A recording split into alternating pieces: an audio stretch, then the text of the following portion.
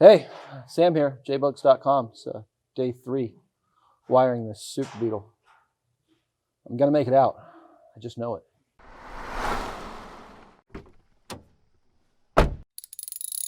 Really, we will make it out, but we have quite a bit still left to go.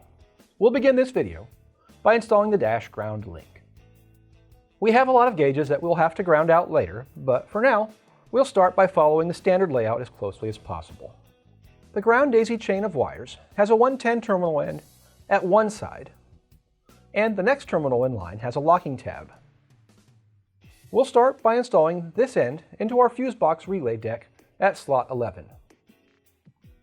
This will be the ground for our flasher relay. We'll run the 110 connector leg of the wire across the back of the dash and out of the hole in the dash for the brake warning light. Back to the leg from the fuse box relay.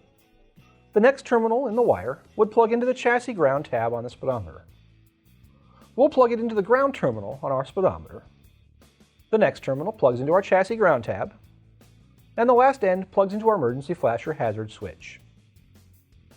Now we'll get to work on the various wires for the flasher relay, hazard, and turn signal switch.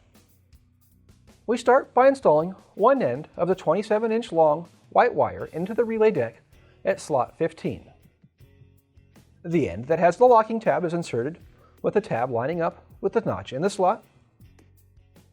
Then we'll grab the blue to black, white, green to blue, red wire and look for the terminal at the blue to black, white, green connection. It has a locking tab and we'll install into the relay deck at slot 12. The black, white, green to blue, red connection will plug into the turn signal switch wire.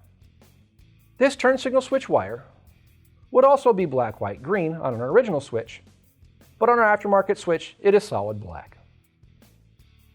We shorten the wire by cutting it, stripping the end off, and crimping on a new terminal end. It will then plug into the shrouded connector. Since we're using separate LED turn signal indicators, we cut the blue-red wire off the black, white, green, and we plug the black, white, green wire into the turn signal switch wire as we mentioned previously. The blue-red wire would have gone to the turn signal indicator on the stock speedometer. The blue and white wires are routed along the backside of the dash and then connected to the hazard switch. The blue wire connects to the 49A terminal. The white wire installs at the 49 terminal. Then we install the loose long black-white wire to the L terminal. The black-green wire goes to the R terminal, and the long red wire with the plastic shroud connects to the 30 terminal. The shrouded side connects to the switch. The 26-inch long black wire connects to the 15 terminal on the switch, and then we'll install the switch at the dash. As we mentioned in our last video, we normally leave all the switches out until after the electrical system has been tested. The black and the red wires from the hazard switch are routed across the back of the dash and to the front of the fuse box. The black wire plugs into the third terminal from the right. The red plugs into the fourth terminal from the right. Now we can hook up all the black-white and all the black-green wires for the turn signals. We have the wires coming from the main harness, the front harness, the turn signal switch, and the hazard switch.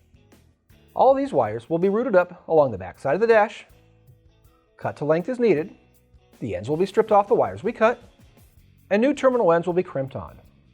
The LED indicator wires are crimped along with our turn signal switch wires that we twisted together earlier. The right side connects to the black-green wire.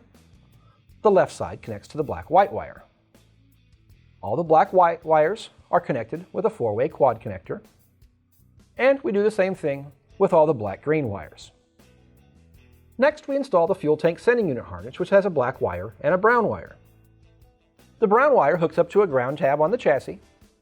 The black wire will plug into the S terminal on the fuel gauge, which is for the sending unit connection.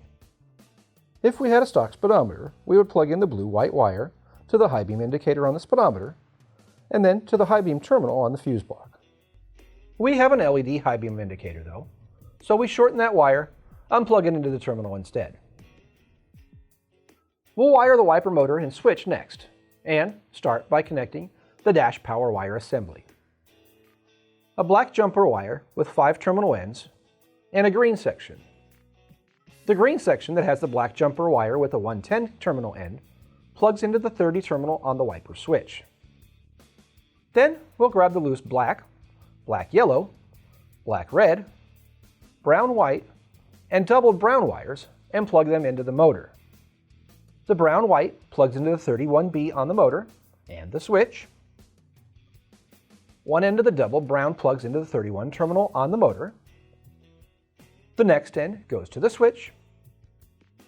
And the last goes to a ground tab on the body. The black-red plugs into the 53A on the motor and the switch. The black goes to the 53 terminals on both the motor and the switch. And the black-yellow attaches to the 53B on both. Then the wiper switch is installed into the dash, or you could leave it out for testing later. The black 110 connection from the green wire goes through the brake light warning switch hole. The opposite end of the green wire is routed along the back of the dash and to the front of the fuse box and plugged into the terminal at the second fuse from the right. The jumper wires from here would normally go to power the speedometer indicator bulbs and the gas gauge on the stock speedometer. We will follow the stock lead and will run the jumper wires to power the terminals on our tachometer and our oil pressure gauge. We'll expand this harness later when we wire up the power for our gauges. Since I finally received a shipment and now have an open barrel terminal end with a locking tab, I can route the brown-white wire from the turn signal switch over to the relay deck on the fuse box. The wire is cut to length, the end is stripped, the new terminal end is crimped on, and it's installed into the number 25 slot. Next, we'll prepare our master cylinder harness by installing new wire boots and plugs. This isn't an essential step, but it does help to clean up and simplify the installation under the car. I use a pair of needle nose pliers to open up the end of the boot. Then the wires can be pushed into the boot, and some silicone spray lube helps to slide the boot over the harness. The boot is pulled back a bit so that the plastic plug at the end can be installed. At the back of the plug, the red wire plugs into the top slot, the black-red wire plugs into the right slot, and the black wire plugs into the left slot. We follow the same method for both sides of the harness. And once both boots and plugs are in place, the harness is fed from the bottom side of the car up to the gas tank well, then through the brace on the body next to the brake fluid reservoir lines. Down below, we plug the wires into the switches on the master cylinder. Then back up in the trunk, the brake harness is plugged into the front harness. The red wires plug into the red, the blacks plug into the black, and the black-reds plug into the black-red wires. At the front left inner fender well, we'll hook up our new horn temporarily as our bumper brackets aren't in place. Horn wire boots are installed over the wires, using a pair of needle nose pliers to open the boots so the wires can be slid through. Then the wires are attached to the terminals on the horn. The position doesn't matter.